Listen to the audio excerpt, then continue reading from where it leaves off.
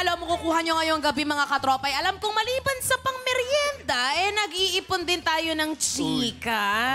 Kaya eto na nga ang mga latest happenings ngayon. Mainit pa. Alin? Dahil kagabi nakuha nga ng Gilas Pilipinas ang una nilang panalo sa FIBA World Cup sa kanilang laro laban sa China. Paano?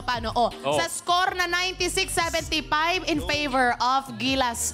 Natalon in favor. Natalo nga nila yung China sa lamang na 21 points. Kasabay din nito ang birthday ng Gilas guard na si Dwight Ramos. Happy birthday po. Diba? Double celebration talaga yung mga nangyari dun sa Philippine basketball enthusiasts. Wow! Congratulations, Gilas Pilipinas! At happy birthday, Dwight Ramos!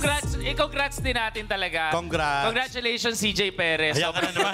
Mamaya nasa TikTok na naman. Kala, napanood ko sarili ko. Kala ko si Seko, sino yung CJ? Tinignan ko. Seko, sa Gilas. Kamukha mo ba? Oo, medyo. Pogi naman si Pogi. Papi CJ. Napakagaling niya na ba? Saka magaling. Yung mga galawan niya. Alam mo, tinigi ang pogi mo. Ang pogi mo. Parang nagustuhan ka ni Nikki. Kiss mo nga, Nikki, ko talaga nagustuhan. Baka sapakin kita.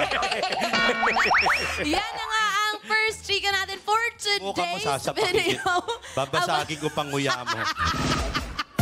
Abangan nyo mamaya kasi may kasunod pa yan. O, diba?